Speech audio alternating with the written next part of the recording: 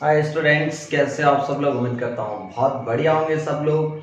और आज अपन last class में अपन ने वेक्टर पढ़ा था और कुछ होमवर्क दिया था 4.1, 4.2 एंड 4.3। तो आपको वेक्टर का आइडिया लग गया, वेक्टर एडिशन कैसे करते हैं, वेक्टर का ट्रायंगल लॉ क्या होता है। ट्रायंगल लॉ को हेड टू टेल मेथड भी बोलते हैं। जो ट्रायंगल लॉ होता है उसको हेड टू टेल मेथड भी बोलते हैं। हेड टू टेल मेथड, इसका दूसरा नाम होता है हेड टू टेल मेथड। ठीक है, ये चीज ध्यान में रखना, हेड टू टेल मेथड। ऐसा क्यों? क्योंकि अगर आपके पास दो वेक्टर का सम करना हो r equal to a plus B, अगर दिस ऑपरेशन करना हो, आपके पास एक वेक्टर ऐसे हो और दूसरा वेक्टर कोई ऐसे हो, b वेक्टर, तो फटाक से पहले को ऐसे रखो a और इसके हेड पे b की टेल को पुट कर दो। तो थर्ड साइड, इस ट्रायंगल, जब ट्रायंगल कंप्लीट होगा तो वो थर्ड साइड रिजल्टेंट को रिप्रेजेंट करेगा आर वेक्टर को।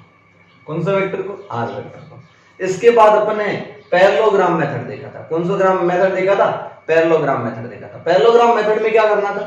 टेल से टेल को ज्वाइन करना होता है। किसको किससे ज्वाइन करना होता है? टेल से टेल को ज्वाइन करना होता है। यही ऑपरेशन करना हो, सेम वेक्टर हो, तो पैरेललोग्राम मेथड में सिर्फ टेल से टेल ज्वाइन करते हैं। क्या करता है? टेल से टेल ज्वाइन करते हैं। उसके बाद क्या करते हैं? कंप्लीट करते हैं पैरेललोग्राम। जैसे पैरेललोग्राम कंप्लीट हुआ, टेल से टेल जो इंटरसेक्शन होता है वहां से जो डायगोनल पास करता है वो रिजल्टेंट होगा। वो क्या होगा? रिजल्टेंट होगा।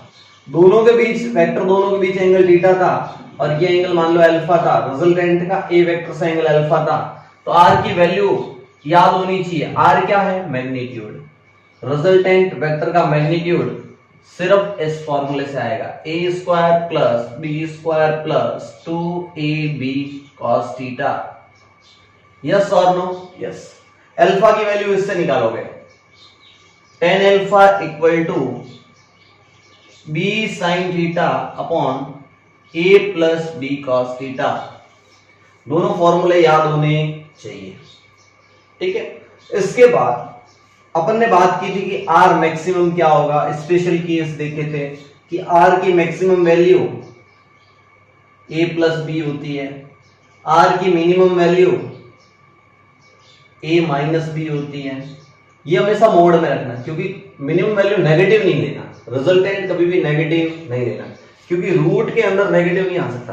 कोई चीज रूट के बाहर नेगेटिव नहीं आ सकती। हाँ, मैथ्स में वो आयोटा वायोटा होता है, ठीक है, तो वो सब चीजें छोड़ो, कॉम्प्लेक्स नंबर नहीं पढ़ा रहा हूं अभी, पर ये चीजें दिमाग में रखना। फिजिक्स में जितना काम आ रहा है वो चीजें देखो। ओके, तो ये था। इसके बाद दो वेक्टर के बीच का एंगल निकालना हो तो हमेशा टेल से टेल ज्वाइन कर दो। किसी भी वेक्टर के बीच का एंगल निकालना हो तो टेल से टेल ज्वाइन कर दो। क्या? किससे किस ज्वाइन कर दो? Tail to tail. Join tail to tail, join tail to tail, join tail to tail to find angle between two vector, angle between two vector।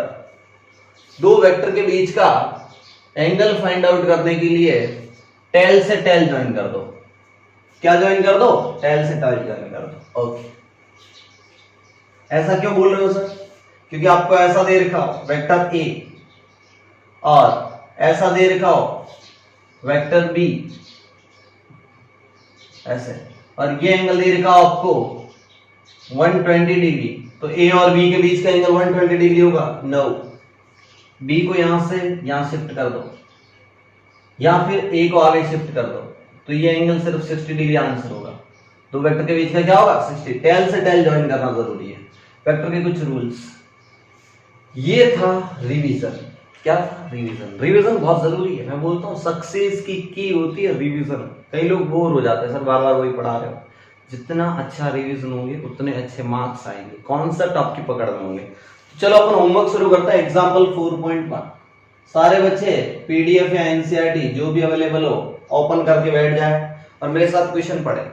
Rain is falling vertically with speed of 35 metre पर second. winds start blowing after some time with a speed of 12 meter per second east to west direction. Okay, in which direction should a boy waiting at a bus stop hold his umbrella?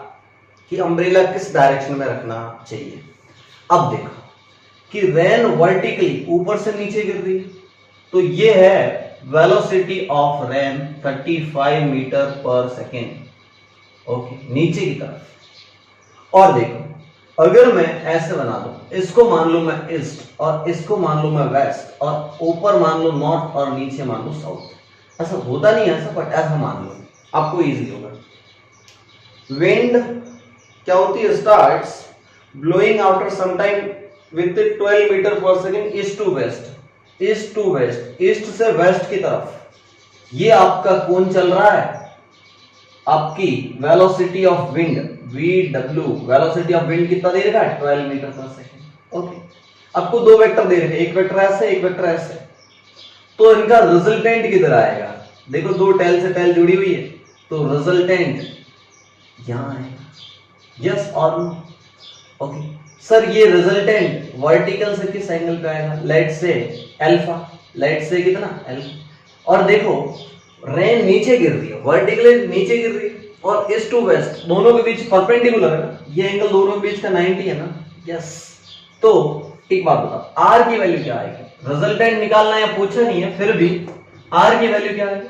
Are is basically root of 12 का square plus 35 का square plus 0 आ जाएगा, क्योंकि cos 90 होती है 0 हो जाएगा। दो vector, एक ऐसे एक नीचे, परपेंडिकुलर हुए ना दोनों बीच एंगल, इसलिए 0 आ जाएगा। तो ये आपका आंसर आर आ जाएगा, पूछा नहीं है फिर भी। किस एंगल पे अम्ब्रेला पकड़े कि वो बॉय भीगे नहीं? अरे यार भीगे उठते रहते नालायक टीचर। हाँ इधर आ जाओ।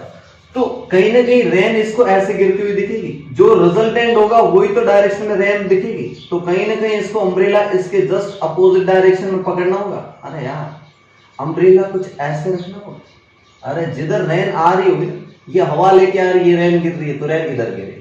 जो रिजल्टेंट की डायरेक्शन होगी जस्ट अपोजिट डायरेक्शन में अम्ब्रेला होल्ड करो। तो वर्टिकल मतलब क्या? मतलब आपको अल्फा निकल जाए, अल्फा ही आपका आंसर है। ओके सर कैसे निकालोगे? अभी निकाल। क्या मैं tan अल्फा इक्वल टू लिख सकता हूं VW अपॉन VR? सर ऐसा कैसे लिख लिया? क्योंकि VW देखो ऐसे पैरेलल में ऐसे खींच लो ना, तो आपको ये ट्रायंगल दिख रहा होगा ऐसे करके, ऐसे ये angle 90, this is the VW and नीचे की तरफ है तुम्हारा VR। तो तुम्हें पता चल गया ना tan थीटा क्या होता है? यही तो एंगल निकाला अल्फा। tan थीटा क्या होता है? Perpendicular upon base. अरे अगर मैं ऐसे देखूं, ऐसे ऐसे मोड़ के देखो, तो this is perpendicular, this is base, और ये एंगल आपको अल्फा फाइंड आउट करना है। तो tan अल्फा हो जाएगा VW upon VR। tan alpha VW upon VR हो गया। VW आपको गिवन है 12 अपॉन 35। tan अल्फा ये जो भी पॉइंट में वैल्यू आए ना, ये आपको टेबल से लिखनी है। टेंशन मत लो सर ये हमें याद नहीं है, टेंशन ही नहीं लेना। तो ये वाली वैल्यू कितनी आई? देखो एक मिनट होल्ड करना। ये वाली वैल्यू आई तुम्हारी 0.343 और ये अल्फा की वैल्यू आ जाएगी 19 डिग्री। ये आपको नहीं लिखना, ये इससे टेंशन नहीं मत लेना, वैसे याद कर लो। बाकी ये सब चीजें जेई और नीट में आपको डॉक्टर इंजीनियर बनने के लिए ये चीजें रटने की कोई जरूरत नहीं है। आपको एक अच्छा वैल्यू मिलेगा। अच्छा कैसा? कि ये वाला और ये वाला कुछ डिवाइड होके ऐसे, ये 10 है ये 20 है, तो 10/20 ऐसा नहीं, ये भी 10 है ये भी 10 है, तो 10/10 1 बन जाएगा, 10 45 डिग्री। ऐसे आंसर आएंगे आपके, जहां आपको कैलकुलेटर नहीं देंगे। यहाँ पे आपको अल्फा 90 डिग्री और आर की वैल्यू कितनी आ जाएगी? 35 का स्क्वायर और 12 का स्क्वायर का रूट लेने पर ये 37 मीटर पर सेकेंड। ओके आगे बढ़ते, सेकेंड क्वेश्चन करता है 4.2। 4.1 समझ में आ गया सबको? बहुत इजी क्वेश्चन था। तो लिख लो, एक लाइन कॉपी में लिख लो कि अम्ब्रेला उस डायरेक्शन में होल्ड करना है जिधर रिजल्टेंट वेलोसिटी आ रही है। रिजल्टेंट के अपोजिट में अम्ब्रेला होल्ड करना है, ऐसे जो रिजल्टेंट आ रहा है उसी डायरेक्शन में। क्योंकि रिजल्टेंट ऐसे आ रहा था, तो अम्ब्रेला इसके जस्ट अपोजिट में ऐसे रखना है, तो ये वर्टिकल से अल्फा ही होगा ना। अरे यार ये एंगल और ये एंगल इक्वल होंगे ना, तो वर्टिकल से अल्फा एंगल पे बॉय को अम्ब्रेला होल्ड करना होगा, है ना। तो ये अपनी लैंग्वेज में लिखा करो, जो मैं पॉइंट अच्छे पॉइंट बोलूँ वो अपनी लैंग्वेज में लिख लिया। Next example 4.2। 4.2 एग्जाम्पल आप अच्छे से देखते हैं, मैंने क्लास में करवा दिया, आपको पूरा सॉल्व करने की कोई जरूरत नहीं है। आपको ये ध्यान में रखना, this is vector A, this is vector B and this is vector R. कहीं ना कहीं ये पैरेललोग्राम ही तो बनाया है। क्या बनाया है? पैरेललोग्राम, पैरेललोग्राम बनाया, ठीक है। आर वेक्टर यहां से परपेंडिकुलर ड्रॉ कर देना है, तो ये वाला वेक्टर भी बी होगा। मान लो दोनों के बीच का एंगल थीटा था, ये एंगल अल्फा है, थीटा था, तो ये एंगल भी थीटा हो जाएगा। तो ये बी वेक्टर है, तो ये वाली बी साइन थीटा आया था कल, और ये वाली length X B cos theta आया था। यस और नो? फिर उसके बाद ये 90 डिग्री ट्रायंगल खेले थे। आर की वैल्यू अभी मैंने फॉर्मूला लिखवा रखा है, tan अल्फा का भी फॉर्मूला लिखवा रखा है, ठीक है। तो ये सब चीजें कर लोगे। एग्जांपल नंबर 4.3 खुद से ट्राई किए होंगे तो अच्छा रहेगा। 4.3 देखो, बाकी मैं तो करवा दूंगा। 4.3 देखो,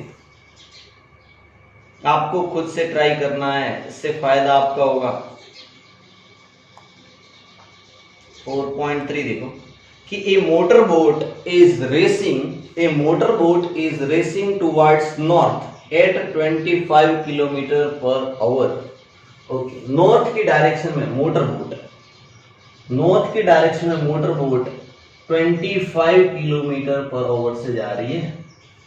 okay, racing and the water current in the region is 10 km per hour in the direction of 60 degree east of south। अब देखो ये ईस्ट ऑफ साउथ का मतलब समझो, मैंने फिर बताया क्या लिख रखा है, 60 डिग्री ईस्ट ऑफ साउथ। क्या लिख रखा है? East of south, east of south. Sir अब कैसे बनाएंगे? मैंने ट्रिक बताई थी। लास्ट में क्या लिख रखा है? साउथ। साउथ से 60 डिग्री ईस्ट में, साउथ से 60 डिग्री ईस्ट में कितने से? 10 किलोमीटर पर आवर से। ओके, तो कहीं ना कहीं आपके पास दो वेक्टर मिल गए ना। एक वेक्टर ऊपर की तरफ 25 किलोमीटर पर आवर, देखो 25 किलोमीटर पर आवर ऊपर की तरफ, और एक इधर की तरफ, देखो। यस और नो? अब पैरेललोग्राम बना लो, पैरेललोग्राम बना लो, बन गया। जहां से इंटरसेक्शन पॉइंट है रिजल्टेंट इस डायरेक्शन में होगा, तो आर निकाल लो। अच्छा सर, इस वेक्टर और इस वेक्टर के बीच का एंगल कितना होगा? सोचो, ये एंगल 60 डिग्री है, तो बचा हुआ कितना हो जाएगा? 30 डिग्री, और ये वाला कितना है? 90। तो दो वेक्टर के बीच का एंगल तो ये वाला होगा ना, 60 नहीं, दो वेक्टर के बीच का एंगल तो ये होगा ना, और ये एंगल कितना हो गया? 120 डिग्री। फिर से देखो, ये पूरा एंगल कितना हो जाएगा? 120 डिग्री, क्योंकि पूरी लाइन 180 की होती है, ये 60 है, तो बचा हुआ 90 प्लस 30 कितना हो गया? 120 डिग्री। ओके सर, आपको थीटा पता है, आपको ये वेक्टर ए पता है, ये 25, इसका मैग्नीट्यूड कितना है? 10, और एंगल कितना है? 120 डिग्री। सब कुछ पता है, फॉर्मूला पुट कर आर की वैल्यू निकाल। आर इक्वल टू कितना आ जाएगा? रूट ऑफ 10 का स्क्वायर 25 का square plus 2ab, 2 into 10 into 25 into cos 120 degree. cos 120 degree minus 1/2 होता है। cos 60 के इक्वल होता है, लेकिन नेगेटिव होता है। मैंने बताया था cos सेकेंड क्वाड्रेंट में नेगेटिव होता है, तो ये हो जाएगा माइनस 1/2। cos 120 डिग्री की वैल्यू कितनी होती है? माइनस 1/2। जैसे आप माइनस 1/2 पुट करोगे, ये 2 और ये 2 कैंसिल हो जाएंगे। तो समझना आ रहा है नहीं यार? ये हो जाएगा 250, ये हो जाएगा 100, तो ये हो गया 350। 350 प्लस 25 का स्क्वायर कितना होता है? 625। तो ये कितना हो गया? 600 और 300 900, 975। रूट ऑफ 975, इसका रूट ले लेना, तो इसका रूट कितना आता है? अप्रोक्सीमेट 22 किलोमीटर पर आवर। सॉरी, ये माइनस है ना, ये माइनस 1/2, तो इस प्लस को माइनस कर देगा, ये गलती होगी अपने से। ये कितना है? 100, और ये 625, तो ये हो जाएगा 725 माइनस 250। 725 माइनस 250 करना होगा, माइनस क्यों? क्योंकि cos 120 डिग्री के -1/2 होते हैं, माइनस अपने मल्टीप्लाई करना भूल गए थे। ओके, तो ये वैल्यू सॉल्व करने पर अप्रोक्सीमेट 22 किलोमीटर पर आवर आती है। अब बोलेगा सर ये कौन से डायरेक्शन में आएगा, तो फिर मैंने फॉर्मूला बता रखा आपको, tan alpha equal to b sin theta upon a plus b cos theta. ऐसे करोगे। अब आपने a किसको माना है, b किसको माना, उस हिसाब से। और ये आंसर अल्फा कहां से आता था, a वेक्टर से। कौन से वेक्टर से, a वेक्टर से। अगर आप इसको a कंसीडर करोगे तो यहां से निकलेगा, अगर आप इसको a कंसीडर करोगे तो यहां से आंसर निकलेगा। तो थोड़ा समझदारी से आंसर निकालना। समझ में आया नहीं आया? तो इन्होंने कौन से वेक्टर से निकाल रखा है, इन्होंने tan अल्फा निकाल रखा है, इन्होंने अलग वे में निकाल रखा है, आप टेंशन मत लो। इन्होंने निकाला फाई इक्वल टू 23.4, फाई कितना निकाला 23.4, यहां से निकाला। तो आप 25 को a मान लेना, मेरी बातें सुन लो, और b को 10 मान लेना। समझ में आया नहीं है? साइन 120 डिग्री होता √3/2, साइन 120 डिग्री कितना होता √3/2, और cos 120 -1/2, cos 120 डिग्री होता है -1/2, और साइन 120 डिग्री होता है, साइन पॉजिटिव रहता है √3/2। क्या समझ में आया नहीं आया? तो ये चीजें ध्यान में रखना। तो एग्जांपल 4.1, 4.2, 4.3 हो गया। और ये आंसर दे रखा है ना फाई की वैल्यू, ये आपको याद नहीं होगी तो भी चलेगा, आप बस ऐसे लेके छोड़ दोगे, मैं आपको मार्क्स दे दूंगा। अरे बोर्ड में तो मुझे ही पास करना है ना तुम्हें, 12th में क्वेश्चन आएंगे वो बता दूंगा कि वो ऐसी वैल्यू वाले नहीं होंगे। जेई नीट में फिर से बोल रहा हूँ, आपको परेशान नहीं होना, मुझ पे भरोसा करना है, ठीक है। ओके, अगला अपने को देखना है रेजोल्यूशन ऑफ वेक्टर। वेक्टर का रेजोल्यूशन कैसे करते हैं, रेजोल्यूशन ऑफ वेक्टर, वेक्टर कैसे तोड़ते हैं, वेक्टर तोड़ना आना चाहिए। देखना, लेट से आपके पास थोड़ा और नॉलेज देता हूं, एक्स एक्सिस, ये वाई एक्सिस, और ये परपेंडिकुलर जेड एक्सिस। कैसे? ओके, अगर ये एक्स एक्सिस है और ये वाली वाई एक्सिस है एकदम परपेंडिकुलर, तो जेड एक्सिस एकदम यहां होगी। तो समझ में आ रहा है नहीं यार? जेड एक्सिस बाहर की तरफ होगी, तुम्हारी तरफ हाथ कर रहा हूं एकदम 90 डिग्री से। This is the Z, x को फिक्स है, ऊपर कौन सी है वाई। तो ये कुछ फोटो बोर्ड पे ऐसे दिख रहा है, तो ये भी 90 डिग्री, ये भी 90 डिग्री, और ये भी 90 डिग्री है, और ये भी 90 डिग्री है। आपस में 90 90 90 पे होते हैं। आपके यूं समझो तो रूम का कॉर्नर, रूम में बैठो जिस रूम में, X axis, Y axis and Z axis, room का कॉर्नर देख लो, रूम का क्या देख लो, कॉर्नर देख लो। ओके, अब बातें करते हैं, आ जाओ। ये आपका ओरिजिन है 0,0। अगर इस एक्स वाई प्लेन में कोई वेक्टर होता, लेट से वेक्टर ए, वेक्टर ए, और ये वेक्टर थीटा डिग्री पे, कितने डिग्री पे, थीटा डिग्री पे। बस अब जेड एक्सिस को थोड़ी देर भूल जाओ, कौन से प्लेन में, एक्स वाई प्लेन में। ए वेक्टर कौन से प्लेन में, एक्स वाई प्लेन में। एक और चीज बता देता, एक और चीज बता दूं, एक्स वाई एंड जेड, जो एक्स एक्सिस की डायरेक्शन देता है उसे बोलते हैं अपन आई कैप। याद रखना, यूनिट वेक्टर, यूनिट वेक्टर के ऊपर कैप लगाते हैं। वाई में जो डायरेक्शन देता है उसे बोलते हैं जे कैप, और जेड में डायरेक्शन देते हैं वो के कैप। ये अपने को याद रखना है। कहने का मतलब, अगर मैं आई कैप का मोड़ लूं, जे कैप का मोड़ लूं, और के कैप का मोड़ लूं, तो ये यूनिट होंगे ना, 1 होंगे, क्योंकि यूनिट वेक्टर है। कैसा वेक्टर है, यूनिट वेक्टर का मैग्नीट्यूड 1 होता है। यूनिट वेक्टर का मैग्नीट्यूड कितना होता है, 1 होता है। तो ये याद रखना, ये चीज बॉक्स में बंद करके याद कर लो, ये चीज बॉक्स में बंद करके याद कर लो। वाई डायरेक्शन में कौन सा यूनिट वेक्टर होता है, जे कैप। ठीक है, बहुत बढ़िया। अब आगे बढ़ते हैं अपन आगे बढ़ते हैं कि इस वेक्टर का रेजोल्यूशन कैसे करोगे। इस वेक्टर मान लो एक्स वाई प्लेन में, तो देखो मैं कुछ बातें बताता हूं। अगर मैं यहां से एक परपेंडिकुलर ड्रॉ करूं, तो ये और ये दो चीज, तो कैसे करना, आपको पता है कि ये ए है ना, तो ए के ऐसे एंगल जहां से बन रहा है वो होगा आपका ए कॉस थीटा, और जो सामने वाला होगा वो होगा आपका a sin थीटा। फिर से सुनना, a वेक्टर से एंगल बन रहा है ना, एंगल, इस वेक्टर को मैं ऐसे तोड़ूं तो इधर की तरफ टूटेगा a cos थीटा, थीटा के पास में होगा a cos थीटा और सामने होगा परपेंडिकुलर वाले में कौन सा होगा a sin थीटा। ऐसा सर क्यों, रीजन बता देता हूं, फिर बार बार नहीं समझाऊंगा।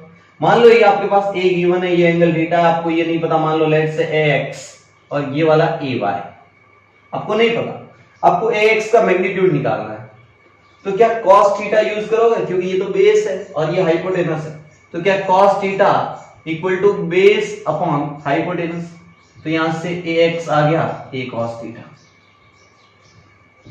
यस और नो, मैग्नीट्यूड आया तो सिमिलरली sin थीटा अप्लाई करो। sin थीटा क्या कहता है, sin थीटा कहता है परपेंडिकुलर अपॉन हाइपोटेनस, यानी कि ay अपॉन a, तो यहां से ay की वैल्यू आ जाएगी a sin theta. Okay, ay की वैल्यू कितनी आ गई a sin थीटा, सबको विजिबल है, यस, ay इक्वल टू आ गया a sin थीटा।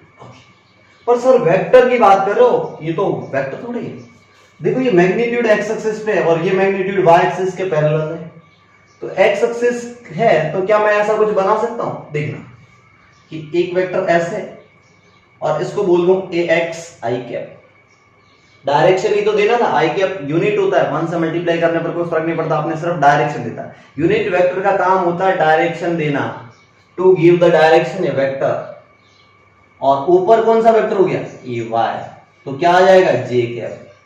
तो देखो दो वेक्टर यहां पे रखा तो रिजल्टेंट यही आना चाहिए, देखो वैसे तो आ रहा है ये वेक्टर, तो क्या ए वेक्टर को मैं ऐसे भी लिख सकता हूं, A vector can be written as A X I cap plus A Y J cap. Yes और no, A vector can be written as A X I cap plus A Y J cap. Yes और no, बोला yes. तो A vector को मैं ऐसा लिख सकता हूं, ए एक्स की वैल्यू कितनी थी, ए कॉस थीटा आई कैप प्लस ए साइन थीटा जे कैप, ए साइन थीटा जे कैप। यस और नो, तो वेक्टर को ऐसे लिखा जा सकता है, आई कैप एक्स डायरेक्शन, जे कैप वाई डायरेक्शन। ओके, ये चीज नोट कर लो सारे बच्चे, रेजोल्यूशन ऑफ वेक्टर, इसको ऐसे भी बोलते कभी, वेक्टर का कंपोनेंट लेना, वेक्टर का कंपोनेंट लेना। जैसे एक एग्जांपल लेते हैं,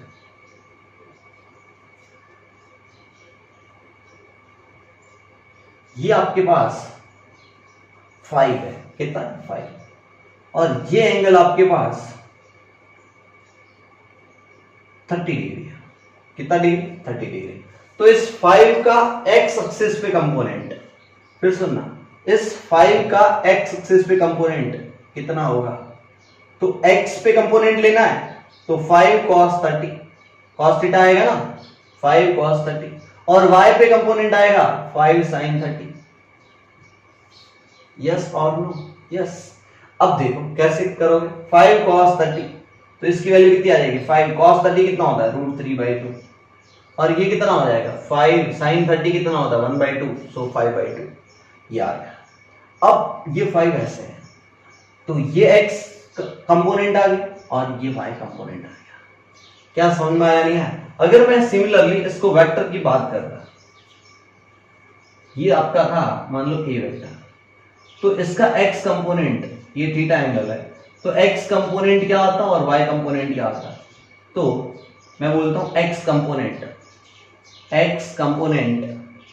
of vector a, x component of vector a is ax, और ax की वैल्यू आती a cos थीटा, कितनी आती a cos थीटा, और अगर मैं इसको वेक्टोरियली रिप्रेजेंट करता तो i कैप लगाना पड़ता, और अगर मैं इसको a y, क्या होगा y component of vector a, y component of vector a, तो वो कितना हो जाएगा a y, वेक्टर लगाऊंगा तो a sin थीटा, जैसे मैंने वेक्टर लगा लिया तो जे कैप लिखना जरूरी है, क्योंकि वेक्टर के पास मैग्नीट्यूड प्लस डायरेक्शन, जे कैप क्या दे रहा है डायरेक्शन, जे कैप देख के तुम्हें दिमाग में आइडिया आना चाहिए कि वाई डायरेक्शन में, कौन सी डायरेक्शन में, वाई डायरेक्शन। चलो तो इस तरीके से तुम्हें कंपोनेंट आगे करने, इसको रेजोल्यूशन भी बोलते हैं, क्या बोलते हैं रेजोल्यूशन भी बोलते हैं।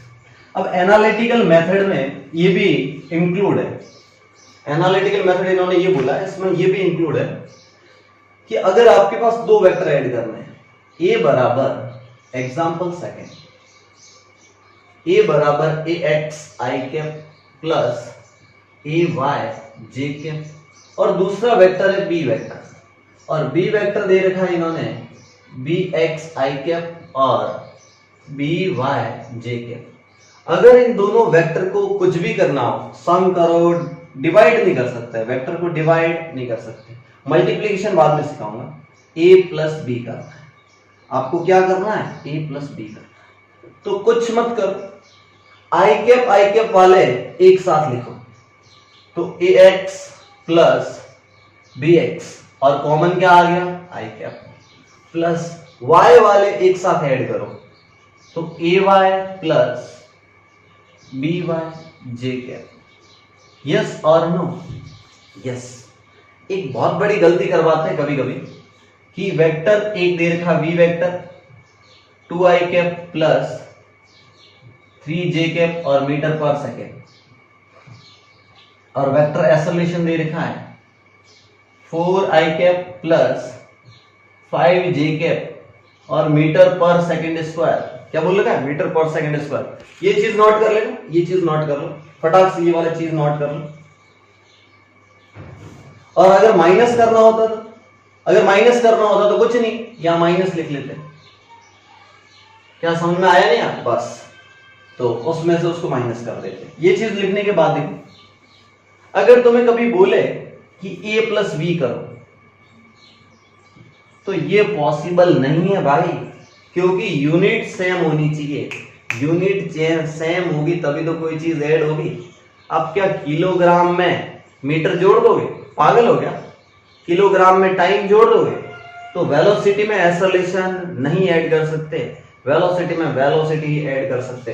तो example number 3, velocity v1 equal to 2i cap plus 3j cap metre पर सेकेंड, और दूसरी है velocity 2 equal to 4i cap plus 5j cap metre पर सेकेंड। तो find resultant velocity, find resultant या net velocity. Find resultant velocity का क्या मतलब? रिजल्टेंट वेलोसिटी का मतलब v1 प्लस v2, दोनों वेक्टर का सम। ओके, तो v इज बेसिकली रिजल्टेंट क्या होगा, vector v1 plus vector v2। Okay, तो v1 कितना, 2 और 4 ऐड कर दो, तो 2 और 4 कितना हो जाएगा, 6i कैप प्लस 3 और 5 कितना हो जाएगा, 8j कैप। तो ये आपके पास आ गया फाइनल वेलोसिटी। फाइनल क्या आ गई, वेलोसिटी। अब सुनो एक और खास बात, ये i कैप है और ये j कैप है, तो 6 तो इधर आएगा i कैप और 8 ऊपर की तरफ आएगा j कैप, तो रिजल्टेंट कहीं ना कहीं ये होगा। अरे यार 6i कैप मतलब x डायरेक्शन में और j कैप मतलब 8 यूनिट ऊपर की तरफ, ये एंगल 90 होगा क्योंकि x एक्सिस और y एक्सिस, तो ये 10 आएगा। देखना, क्योंकि 6 का स्क्वायर प्लस 8 का स्क्वायर 36 और 64 100 होता है। 100 का रूट कितना आएगा, 10 आएगा। 100 का रूट कितना आएगा, 10 आएगा। फटाक से नोट करो, ठीक है, फटाक से नोट करो। बच्चे डिस्टर्ब करते रहते हैं, ठीक है, मेरे नहीं है, मेरे भैया के हैं, ठीक है। ये 6i कैप, ये 8j कैप, तो 6 का स्क्वायर प्लस 8 का स्क्वायर कितने आएगा, 10 के बराबर आएगा। 6 का स्क्वायर प्लस 8 का स्क्वायर 10 के बराबर आएगा। पाइथागोरस याद है ना, पाइथागोरस से 10 आ गया, तो इसका मैग्नीट्यूड 10 आएगा। इसका मैग्नीट्यूड कितना आएगा, 10 आएगा। कुछ समझ में आ रहा है नहीं आ रहा? तो इसका मैग्नीट्यूड कितना आ गया, 10 आ गया। अच्छा, इसकी डायरेक्शन क्या होगी, इस x एक्सिस से, मान लो x एक्सिस से ये एंगल है अल्फा, तो क्या ये 90 डिग्री दिख रहा है? तो क्या मैं ऐसा लिख सकता हूं, tan alpha equal to 8/6? Yes और नो? और 8/6 का क्या मतलब, अगर मैं इसको 2 से डिवाइड करूं तो ऊपर 4 आएगा, 4/3, और tan 4/3 53 डिग्री होता है। tan 4/3 कितना होता है, 53 डिग्री। 4/3 1 से ज्यादा, 45 से ज्यादा, 53 डिग्री। 3 4 5 का ट्रायंगल याद होना चाहिए, 3 4 5 का ट्रायंगल याद होना चाहिए। क्या आपको समझ में आया नहीं आया? आ गया, बहुत बढ़िया। बहुत बढ़िया, बहुत बढ़िया। तो रिजल्टेंट कभी भी निकालना हो और आई कैप और जे कैप हो तो सीधा रूट ऑफ दिस कर सकते हो। ऐसा क्यों सर? क्योंकि वेक्टर ए इक्वल टू क्या था? A X I cap plus A Y J cap.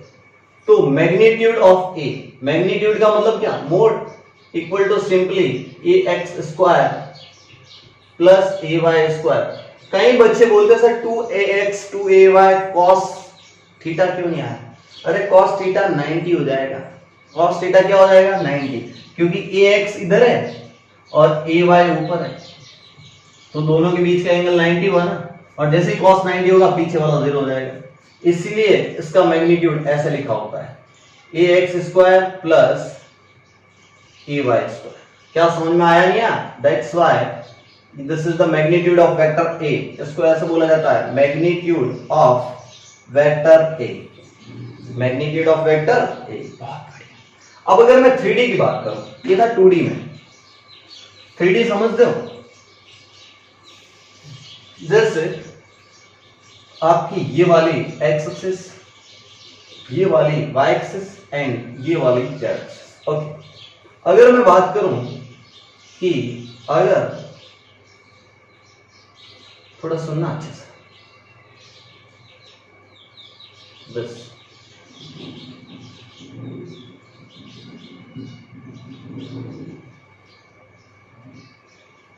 थोड़ी फोटो अच्छी बननी चाहिए। मेरी ड्राइंग तो बहुत अच्छी, तो मैं पता ही दिख रहा है ना ड्राइंग कितनी अच्छी है।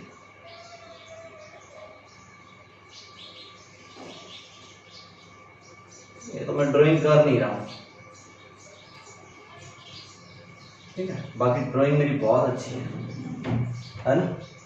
मान लो यहाँ पे कोई पॉइंट होता और वेक्टर यहां से ऐसे होता, ए वेक्टर, समझ में आ रहा है? ये वाला वेक्टर, और एक्स एक्सिस से अल्फा एंगल होता, वाई एक्सिस से बीटा एंगल होता, और इसका जेड एक्सिस से गामा, ऐसे करके गामा बनाया जाता है, अल्फा बीटा, और ऐसे होता है गामा, गामा एंगल होता है, और ये वेक्टर होता आपका ए।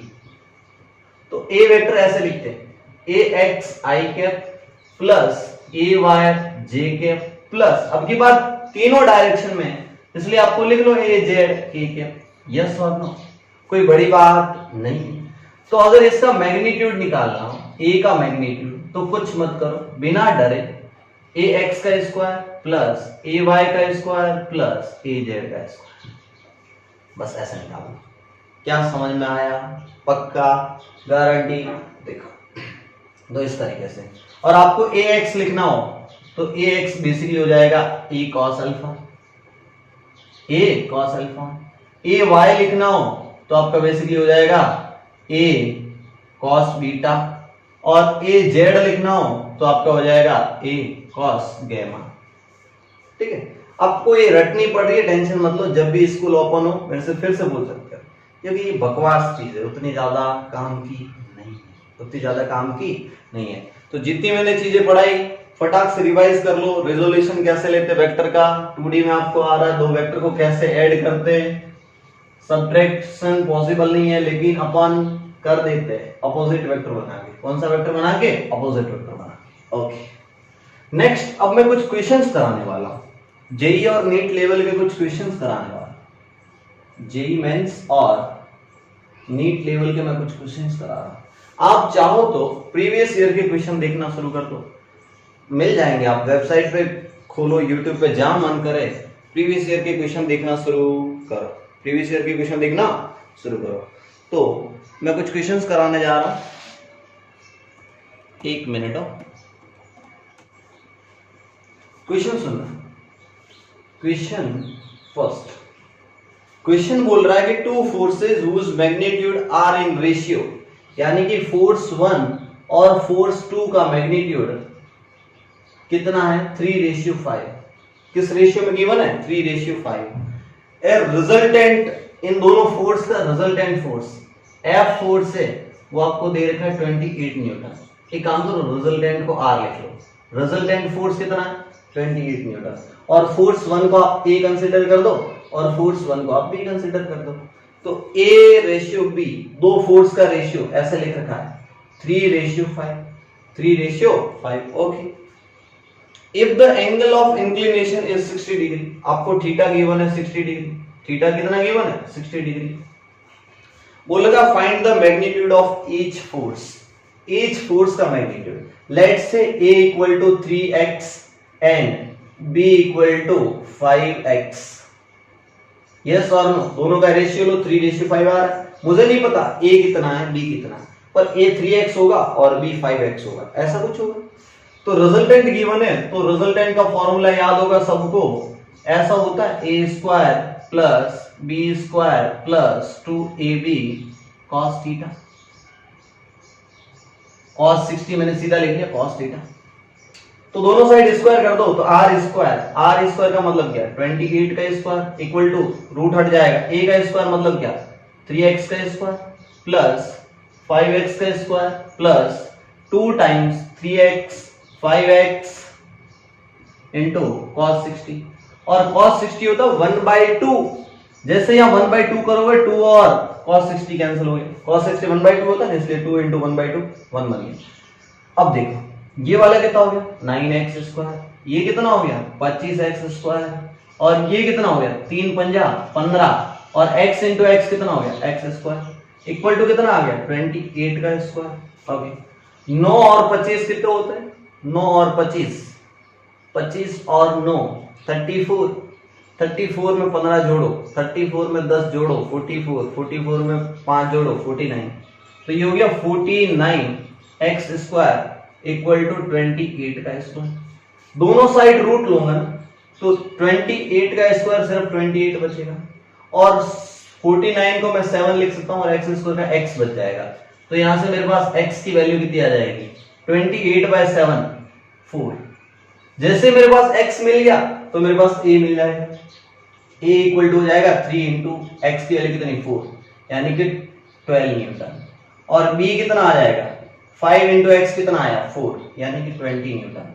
दो फोर्स है, एक होगा 12 न्यूटन दूसरा होगा 20 न्यूटन, उन दोनों का रिजल्टेंट 28 न्यूटन तभी आएगा जब दोनों के बीच का एंगल 60 डिग्री हो। जब दोनों के बीच का एंगल कितना हो 60 डिग्री। तो क्वेश्चन फटाक से नोट कर लो, मैथ्स इन्वॉल्व थी, क्वेश्चन फटाक से नोट कर लो, आंसर होगा 12 newton and 20 newton. Okay next question, second question पर आते। क्वेश्चन सेकंड क्या बोल रहा है, vector a plus vector b equal है a माइनस b के मैग्नीट्यूड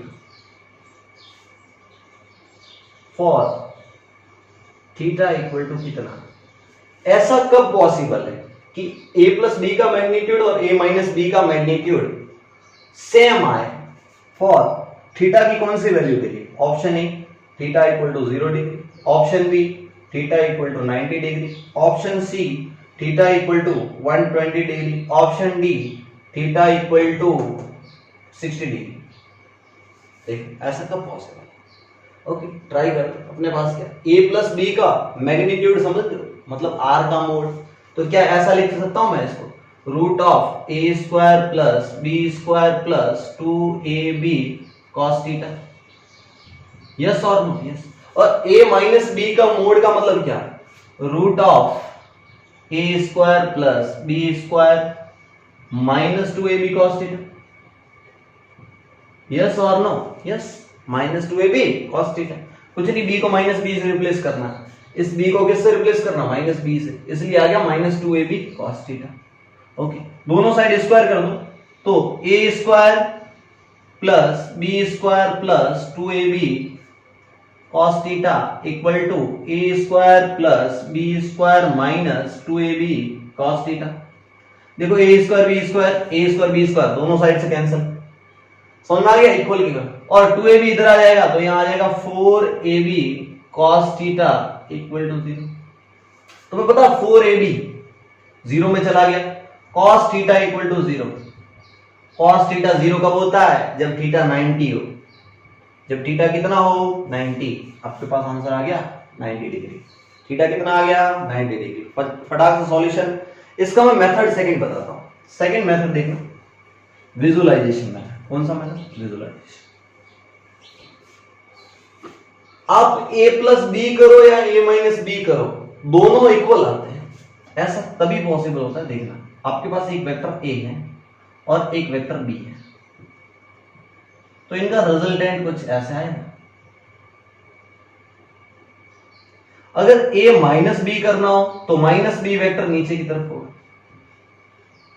तो a माइनस बी करोगे तो रिजल्टेंट कुछ ऐसा है। कुछ समझ में आ रहा है, नहीं आ रहा है? तो this is the r equal to a minus B और this is the r equal to a plus B. अब देखो ये दोनों सेम नहीं है। अगर ऐसा लिखा होता ना, ऐसा a plus B equal to a minus B, ये गलत बात है भाई, ये पॉसिबल ही नहीं है। इसकी लेंथ का मतलब क्या होता है? मैग्नीट्यूड, और इसका भी मैग्नीट्यूड सेम है। डायरेक्शन की बात नहीं हो रही है, मैग्नीट्यूड का मतलब होता है मोड। मतलब ये और ये कब इक्वल होते हैं? a प्लस बी और a माइनस बी का मोड कब इक्वल होता है? जब a और b के बीच का एंगल कितना हो? 90 डिग्री। a और b के बीच का एंगल कितना हो? 90 डिग्री। फटाक से ये क्वेश्चन नोट कर ले सारे बच्चे, याद रखना। ऐसा तभी होता है जब थीटा 90 डिग्री। ये जेई और नीट में पूछा हुआ सवाल है, ठीक है? जेई और नीट में पहले पूछा जा चुका है। अब एक क्वेश्चन अगला देख, क्वेश्चन नंबर 4। क्वेश्चन लिख रहा हूं, which pair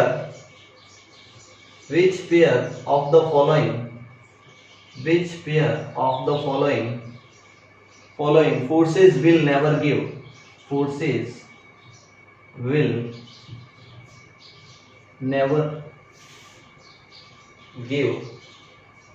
never give resultant force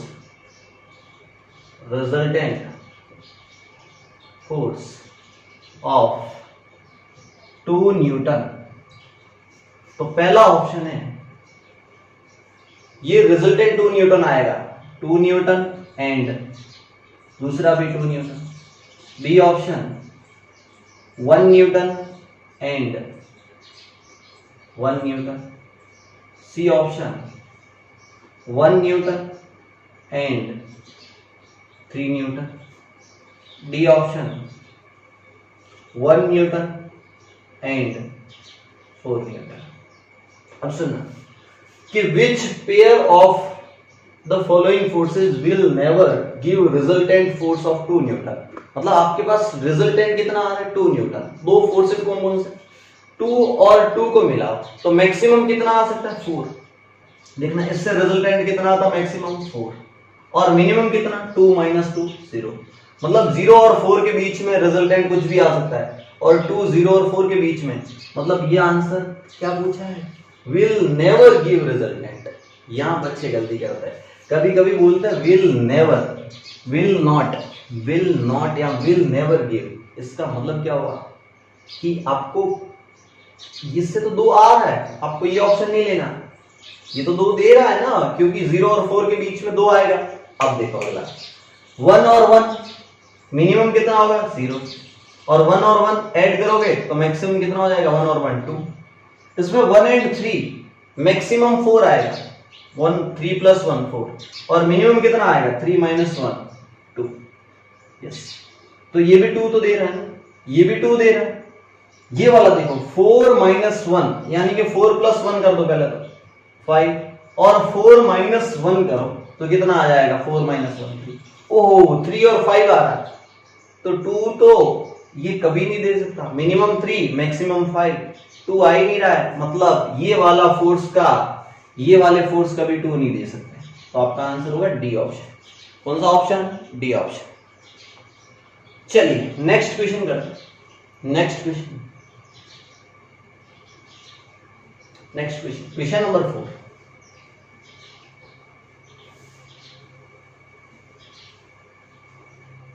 question number 4 question 4 बोल रहा है कि the maximum and minimum magnitude of resultant of 2 given vectors are 17 and 7 unit. R maximum, दो वेक्टर का आर मैक्सिमम कितना आता है? 17, और आर मिनिमम कितना आता है? 7। Okay, if 2 vectors are at right angle to each other, यानी कि आपको थीटा कितना दे रखा है? 90 डिग्री। थीटा कितना दे रखा है? 90 degree. The magnitude of their resultant, ओहो, मैग्नीट्यूड ऑफ देयर रिजल्टेंट, मान लो एक वेक्टर ए है और एक वेक्टर बी है, एक वेक्टर ए है एक वेक्टर बी है, तो यहां पे इनका रिजल्टेंट कुछ है।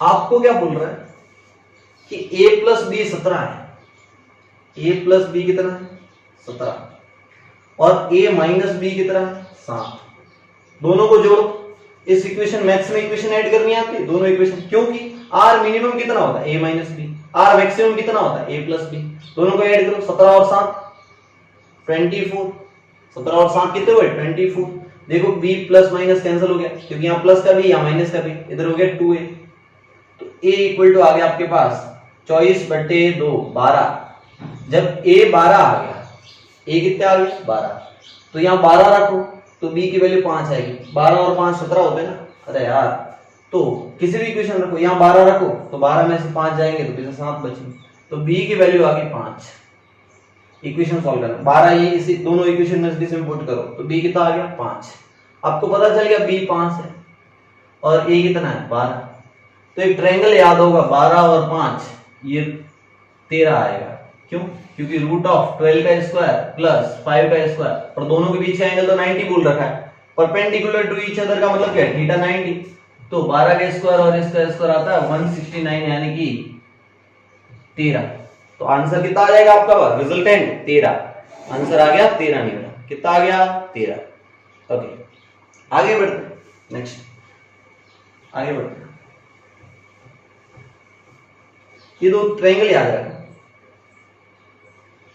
दो ट्रायंगल याद रखो, ये 3 4 तो ये 5 होता है, राइट एंगल ट्रायंगल कुछ कुछ याद रखो, ये आपका 12 है ये 5 है, तो ये आपका 13 आएगा, कितना आएगा 13 आएगा। अगर मैं एक खास बात बताता हूं, अगर मैं इसको 2 से मल्टीप्लाई करूं, इसको भी 2 से मल्टीप्लाई करूं, इसको भी 2 से मल्टीप्लाई करूं, कोई फर्क नहीं पड़ेगा, तभी तो मैंने बोला था 6 और 8 का रिजल्टेंट है। अगर मैं इसको 3 से मल्टीप्लाई करता तो इसको भी 3 से मल्टीप्लाई करता और इसको भी 3 से मल्टीप्लाई करता तो वो एक और राइट एंगल ट्रायंगल बन जाता। 3 से मल्टीप्लाई करूंगा तो 9, इसको करूंगा तो 12 और ये कितना हो जाएगा 15, ये भी एक ट्रायंगल बनता है। तो आपको 2 बेसिक ट्रायंगल याद रखने, 2 कितना 2, कौन से 2 ट्रायंगल याद रखने, 3 4 5 राइट एंगल, 3 4 5 एंड ये वाला 5 12 13। इसको अगर मैं 2 से मल्टीप्लाई करूं, इसको भी 2 से करूं, इसको भी 2 से करूं, कोई फर्क नहीं पड़ेगा, एक नया ट्रायंगल मिल जाएगा। सबको सेम से मल्टीप्लाई करना है। क्या मेरी बातें समझ में आई नहीं आई? तो ये चीजें दिमाग में रखना। अपन नेक्स्ट क्वेश्चन करते हैं, ठीक है, नेक्स्ट क्वेश्चन करते हैं।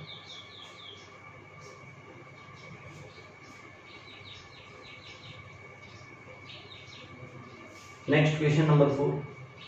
क्वेश्चन क्या बोला 4 या 5 जो भी।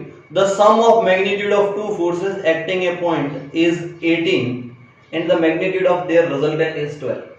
The sum of magnitude of two forces.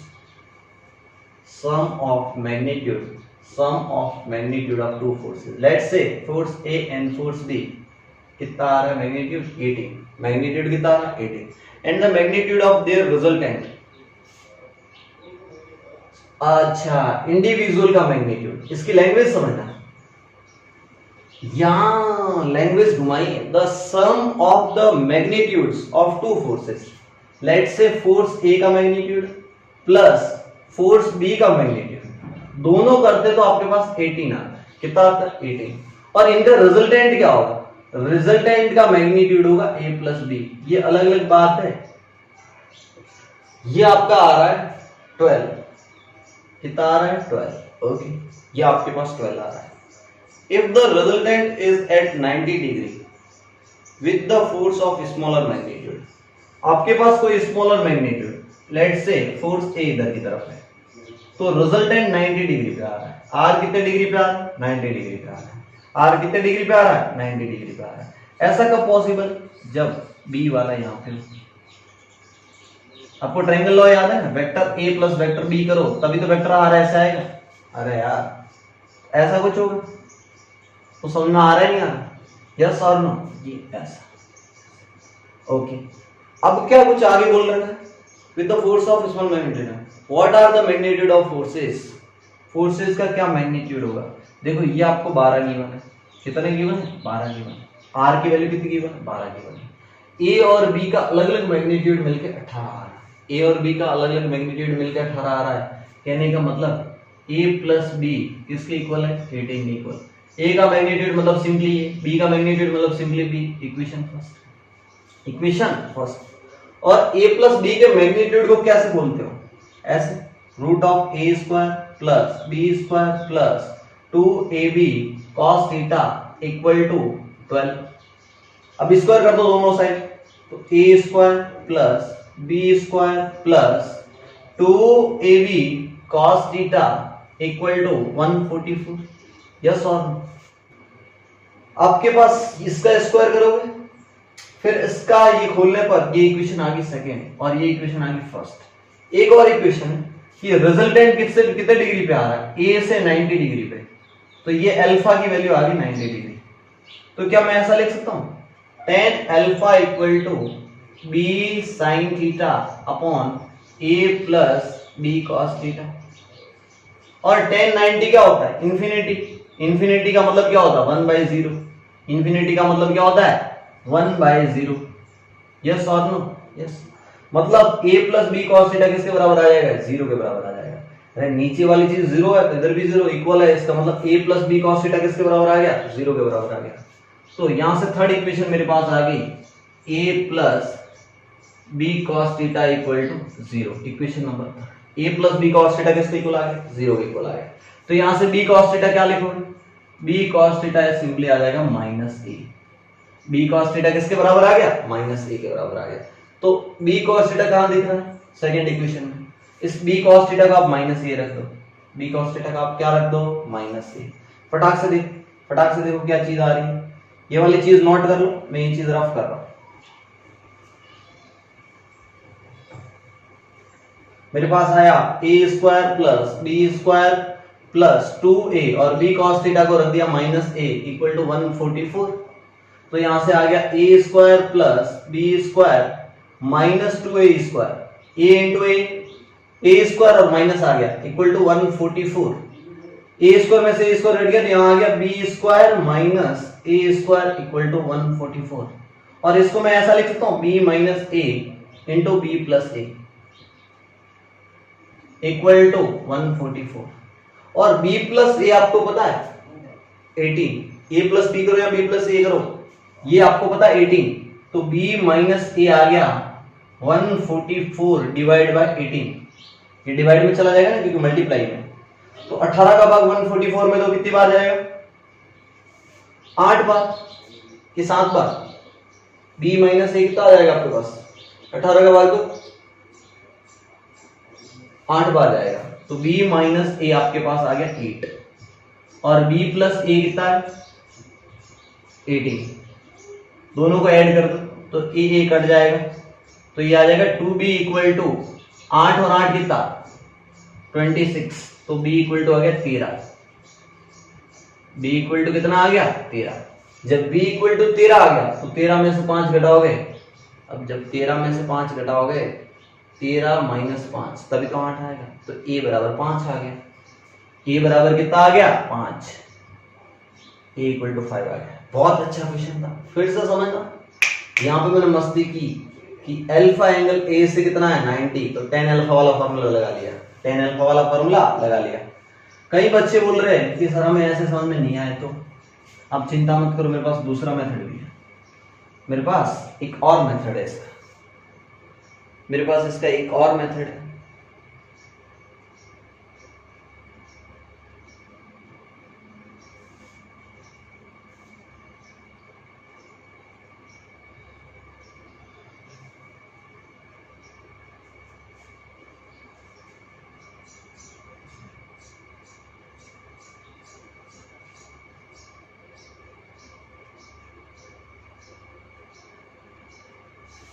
चलो बताओ कि अगर आपके पास मेथड सेकंड की बात करते हैं, चलो ये चीज होगी, अपन इतनी इक्वेशन नहीं बनाए फिर भी इस आंसर को ला सकते हैं। बहुत प्यारा मेथड, मेथड सेकंड। और इसका नाम दे दिया मैंने स्मार्ट मेथड। कैसा मेथड? Smart method. आपको पता है कि दो वेक्टर का रिजल्टेंट 90 डिग्री पे आ रहा है, दो वेक्टर का रिजल्टेंट आर कितने पे आ रहा है? 90 डिग्री पे। A vector and B vector, yes और नो? ऐसे 90 डिग्री पे आ रहा है। कितने पे आ रहा है? 90 पे आ रहा है। और इस आर की वैल्यू कितनी है? 12 है। आर की वैल्यू कितनी है? 12। ठीक है। अब ए प्लस बी कितना है? वेक्टर इसका सीधा मोड कितना? ए प्लस बी है आपके पास 18, और क्या दे रखा है? ए प्लस बी का मोड आपको दे रखा है 12। कितना दे रखा है? 12 दे रखा है। तो आप क्या कर सकते हैं, यहां से एक दूसरा दिमाग लगाओ कि ये रिजल्टेंट 90 पे आ रहा है। रिजल्टेंट किस पे आ रहा है? 90 पे। तो इसका स्क्वायर प्लस इसका square equal to B square, तो बी स्क्वायर इक्वल टू 12 का स्क्वायर प्लस ए का स्क्वायर। तो यहां से ऐसा लिख सकता हूं B square minus A square equal to 12 का स्क्वायर। देखना एक लाइन आंसर आएगा, B minus A B plus A equal to 144, और b प्लस ए तो आपको पता है 18, b प्लस ए 18 मिल गया, डिवाइड कर दो तो b माइनस ए मिल जाएगा। b माइनस ए कितना आ जाएगा? इसको सॉल्व करने पर ये डिवाइड जाएगा ना 18, तो 144 बाई 18 8 होता है, तो b माइनस ए 8 मिल गया, और b प्लस ए 18 है। यहां से फिर सॉल्व करोगे तो b 13 आ जाएगा और a कितना आ जाएगा? 5। कुछ समझ में आया नहीं आया? वैसे भी पता है 12 5 13 होता है, 12 5 13 होता है ना, 12 5 कितना होता है? 13 होता है। तो ये सही है। मेथड सेकंड फिर से देख लो। मेथड सेकंड में कुछ नहीं किया, दिमाग। दिस का स्क्वायर प्लस दिस का square should be equal to this का स्क्वायर। पाइथागोरस लगाइए तो बी स्क्वायर हाइपोटेनस का स्क्वायर इक्वल टू बी का स्क्वायर प्लस परपेंडिकुलर का स्क्वायर, परपेंडिकुलर बेस वो यूज किया। b minus A square basic maths का फॉर्मूला लगाया, b minus A B plus A equal to 144, b plus A पहले ही पता है। ये चीज मैंने इसका फायदा नहीं उठाया। क्या समझ में आया नहीं है? रिजल्टेंट की वैल्यू आपको 12 गिवन थी। रिजल्टेंट कितना गिवन था आपको? 12 गिवन था। ठीक है, तो बस इतना ही बहुत है। और जेई और गेट में थोड़े से क्वेश्चन प्रैक्टिस ज्यादा होनी चाहिए। ठीक है, मैं आपको बुक्स भी बताऊंगा, अब जैसे जल्दी मिलते हैं, जितना जल्दी हो सके। ठीक है, आप पढ़ते रहना, नोट्स बनाना जरूर, नोट्स प्रॉपर वे में।